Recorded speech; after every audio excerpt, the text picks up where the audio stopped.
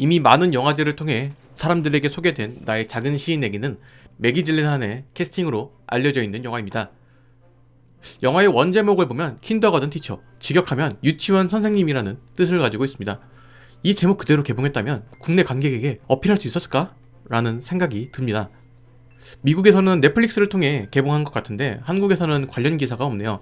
짧은 영어로 구글을 검색해보니까 넷플릭스 공개도 하고 극장 개봉도 한 것 같은데 혹시 아시는 분 있으면 댓글 한번 부탁드립니다. 이 영화의 줄거리는 유치원 선생님이 원화 중 한 명인 시에 재능이 있음을 알게 되고 그 아이의 재능을 키워준다는 명목으로 자신이 가지고 있던 시에 대한 욕망을 해소하려는 이야기를 가지고 있습니다. 시인 요아브라는 원작을 바탕으로 만들어진 영화인데 생각보다 영화가 심오하다는 생각이 듭니다. 주인공인 리사는 시를 통해 예술적 욕망을 채우려고 합니다. 평생교육원을 통해서 시에 대한 수업을 들으면서 시에 대한 욕구를 채우고 있는데 지미라는 아이가 하는 이야기가 시로 들리게 됩니다. 지미는 시라고 생각을 안 하고 말을 했겠죠. 리사는 지미가 말한 시를 옮겨 적어서 수업에 이야기를 하는데 이게 칭찬을 받습니다.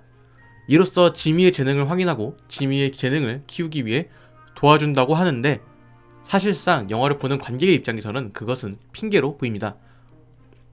사실 리사는 진짜로 지미의 재능을 도와주려고 하는 것입니다. 이런 상황은 주변에서도 많이 볼 수 있습니다. 드라마나 영화 혹은 현실에서 부모가 자신이 어릴 적 이루지 못한 꿈을 자식이 대신 이루어줬으면 좋겠다 라는 이야기 상당히 많이 들어보셨을 겁니다. 자식이 부모님한테 나는 아바타가 아니에요. 난 내 삶을 살 거야 라고 하는 그런 장면들 있죠. 리사도 여기에 포함된다고 생각합니다. 리사는 자식들에게 시종일관 예술적인 것을 강요합니다. 자신이 하고 싶었던 것을 제대로 해보지 못했던 리사가 재능이 없는 자신 대신에 자식들이 그 꿈을 대신 이뤄줬으면 하는 생각이 있는 것입니다. 그런 생각은 지미를 만나면서 더욱 강해졌습니다.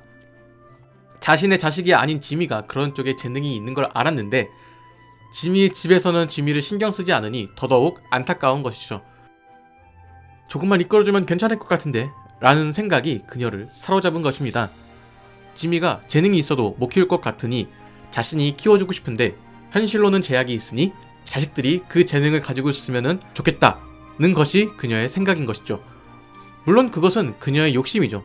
자식들은 저마다 자신이 하고 싶은 것이 있고 그것을 존중해줘야 한다는 것이 우리 모두가 알고 있는 사실입니다. 리사의 관심은 부러움에서 시작됩니다. 지미가 가지고 있는 재능을 자신의 자식이 가지고 있었다면 그녀는 마음껏 사랑을 해줬을 것입니다. 하지만 지미는 가질 수 없는 존재입니다. 그렇기 때문에 재능을 키우기 위해서 그의 부모, 삼촌, 그리고 아버지까지 만나서 이야기를 해보지만 그들은 지미에게 관심이 없습니다. 물론 그들에게도 그들만의 사연이 존재합니다. 그의 아버지는 평범하게 자랐으면 좋겠다는 이야기를 합니다. 이미 자신의 동생이 재능을 키우기 위해서 노력을 했다가 실패한 전력이 있었기 때문이죠. 이런 비슷한 이야기는 어메이징 메리라는 영화에서도 비슷하게 등장합니다. 어메이징 메리는 천재적인 재능을 가진 메리라는 아이의 교육 방식을 가지고 싸우는 어른들의 이야기입니다. 우리에게는 스티븐 로저스로 이미지가 굳혀진 크리스 에반스와 캡틴 마블에서 어린 캐롤 댄버스 역으로 나온 맥케나 그레이스, 그리고 어메이징 스파이더맨 시리즈와 500일의 썸머를 연출한 마크 웹 감독의 작품입니다. 이 영화도 상당히 괜찮은 영화니 궁금하신 분들은 한번 보시는 것을 추천합니다. 본론으로 돌아와서 지미의 재능에 관심이 있던 리사가 직접 나서기로 합니다. 지미에게 시가 떠오르면 자신에게 말해달라고 이야기를 하고 전화번호까지 알려줍니다. 지미는 시가 떠오르면 리사에게 전화를 하고 리사는 그 시를 받아 적습니다. 이 전화가 남편과의 좋은 시간을 보내려고 하는데 마침 그때 옵니다. 리사는 자신의 남편을 내팽개치고 리사는 지미의 시를 받아 적습니다. 리사가 속옷 차림으로 전화를 받으면서 열정적으로 지미의 시를 받아 적고 있는 동안 남편은 주섬주섬 옷을 입고 있는데 이 모습이 상당히 인상적입니다. 리사는 이미 지미에게 많은 애정을 쏟고 있다는 것을 알 수 있는 장면입니다. 이미 리사에게 1순위는 지미가 된 것입니다. 사실 리사는 지루한 일상을 살고 있습니다. 수업에서도 자신의 재능이 부족하니 재미가 없고 집에 있는 자식들은 자신과 대화를 하려고 하지도 않고 남편은 본인 말고는 다른 데에 관심을 별로 두지 않는 것 같습니다. 그런 상황에서 지미는 자신에게 예술적인 활력을 주는 그런 존재입니다. 마치 자아를 실현하는 듯한 느낌이 드는 것이죠. 시 수업에서도 지미의 시로 자신이 발표를 하고 난 뒤에 재능이 있다면서 시 선생님도 그녀를 재능 있는 사람으로 생각을 하고 그녀에게 관심을 가집니다. 그녀도 예술적인 조예가 있는 선생님을 마다할 이유가 없습니다. 자신의 결핍을 채워줄 수 있는 사람이니까요. 리사의 욕심은 점점 커지고 결국 넘지 말아야 할 선까지 넘게 됩니다. 사실 그녀가 넘은 선은 한두 개가 아니죠. 많습니다. 지금부터는 영화에 대한 스포일러가 포함되어 있으니까 스포일러를 원치 않으신 분들은 여기까지만 영상을 보시면 됩니다.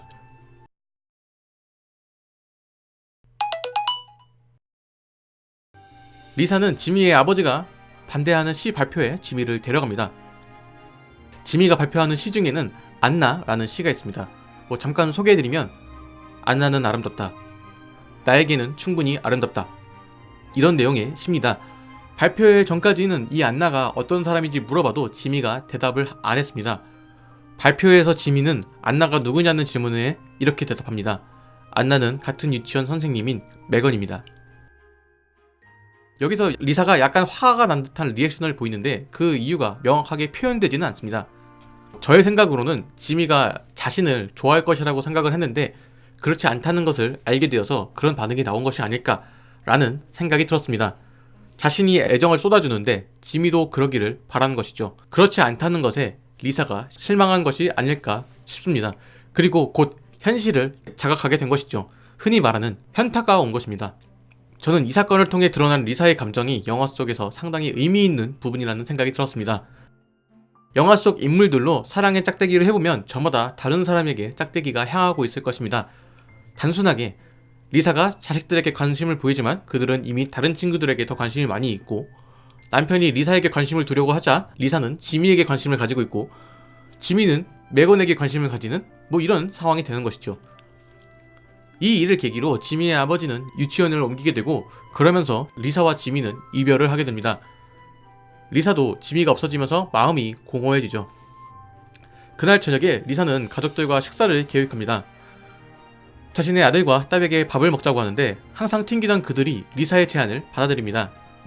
이 대목도 상당히 의미 있는 부분이 아닐까 싶습니다. 영화가 조금 더 진행되면 나오지만 사실 이 식사는 리사의 마지막 식사입니다. 집을 나올 것을 생각한 것이죠. 때문에 오히려 마음을 비운 상태가 된 것입니다. 한편으로는 그 마지막 식사가 중요하게 된 것이죠. 그래서 마음을 비운 상태로 그들에게 진심을 전달하는 것입니다. 그 진심은 그들에게 닿을 정도로 충분했던 것 같습니다. 거기에 딸인 브리트니가 자신의 말이 거칠었던 것에 대해서 리사에게 사과까지 합니다. 한편으로는 진작에 이렇게 하지 못했을까라는 생각도 듭니다. 리사는 다음날 아침에 짐을 싸서 집을 나섭니다. 그리고 지미를 데리고 멀리 도망갑니다. 지미도 그런 그녀를 아무런 의심 없이 따라갑니다. 강가에서 수영을 하고 숙소로 돌아오게 되죠. 그런데 이 장면이 아주 재밌습니다. 영화는 숙소에서 두 사람을 남녀 사이처럼 보여주고 있습니다. 유치원 선생님 리사가 지미를 자신의 원생으로 보는 것이 아니라는 이야기입니다. 이미 그 선을 넘어간 것이죠. 지미가 먼저 씻고 나와서 리사가 씻으러 들어가는데 지미가 욕실 문을 밖에서 잠급니다. 그리고는 경찰에 자신이 납치되었다고 신고를 합니다. 이 부분에서 상당히 놀라웠습니다. 지미가 신고를 했다는 것도 놀라운데 리사가 그것을 담담하게 받아들이고 있다는 점도 인상적입니다. 신고를 하고 있는 지미에게 신고 방법을 알려줍니다. 그제서야 리사도 유치원 선생으로 돌아간 것입니다. 그리고는 지미에게 옷을 벗은 상태로 잡혀가고 싶지 않다면서 문을 열어달라고 합니다. 지미도 그녀가 유치원 선생으로 돌아갔다는 것을 인지하고 문을 열어줍니다. 시 발표장에서 리사에게 화났냐고 물어보는 장면에서 이미 지미는 살피고 있었다는 것으로 예측이 됩니다. 그 전까지는 지미가 리사가 원하는 것을 하려고 하지도 않고 그저 자신이 하고 싶은 대로 움직이고 이야기했습니다. 그런 지미가 리사의 감정을 살핀다는 것은 지미도 리사를 신경 쓰고 있다는 반증이 아닐까요? 그리고 영화의 마지막 장면에서 지미는 경찰차에 앉아서 시가 떠오른다는 이 부분이 영화의 주제가 아닐까 싶습니다. 이유에 어찌 되었든 리사는 지미의 재능을 발굴해준 사람입니다. 자신의 욕망을 주체 못하고 선을 넘은 것이 그녀의 문제입니다. 하지만 그 전까지 그녀가 한 역할은 지미에게도 도움이 되는 역할이었습니다. 지미에게 그녀가 없어지자 지미의 외침은 그저 묻히게 됩니다. 아마 지미는 이후로도 계속 시가 떠오른다고 할 것이고 다른 어른들은 그 말에 대해 그냥 넘어갈 것입니다. 그렇게 지미는 다시 평범한 사람으로 살아가게 되는 것이죠. 지미와 리사는 서로 엇갈린 환경에서 살아가고 있습니다. 리사에게는 열정이 있지만 재능이 없었고, 지미에게는 재능은 있었지만 그것을 키워줄 부모가 없었던 것입니다. 두 사람은 엇갈린 삶을 살아가고 있었습니다. 만약에 리사와 지미가 한 가족이었다면 이 두 사람은 어떤 삶을 살았을까요? 이 영화는 두 가지를 이야기하고 있습니다. 하나는 아이에게 관심을 가져야 아이의 재능을 발견하고 키울 수 있다는 것입니다. 지미의 아버지는 재능에 대해 별로 관심이 없었고, 한 번의 실패로 지미의 재능에 대해 더더욱 무관심했습니다. 그저 지미가 평범한 사람으로 살아갔으면 좋겠다라고 생각한 것이죠. 때문에 리사가 지미의 재능에 대해 이야기를 해도 별로 관심이 없던 것입니다. 그리고 다른 하나는 그 재능을 어른의 욕망으로 다가가면 엇나가게 된다는 것입니다. 리사의 자식들에게도 어떤 재능이 있었을지도 모릅니다. 그녀의 아들은 정말 군인이 맞을 수도 있는 일입니다. 만약에 리사가 욕심을 부리지 않고 자신이 할 수 있는 범위 내에서 지미의 재능을 키워주려고 했다면 어느 순간에는 지미는 스스로 능력을 발휘할 수 있게 되었을 것입니다. 영화 속에서 아이들에게 알파벳을 가르치는 걸 보면 머지않은 시간에 지미는 스스로 시를 적을 수 있었을 것입니다. 지미의 재능을 자신의 욕망을 채우는 도구로 사용되었기 때문에 결과적으로 두 사람에게 모두 비극적인 결말을 맞이하는 것이 아닐까 싶습니다. 만약 리사가 조금 더 시간을 두고 지미에게 시에 대한 것 혹은 알파벳을 가르쳐 주었다면 지미는 스스로 시를 적고 시를 발표할 수 있는 능력까지 도달할 수 있지 않았을까 하는 생각이 듭니다.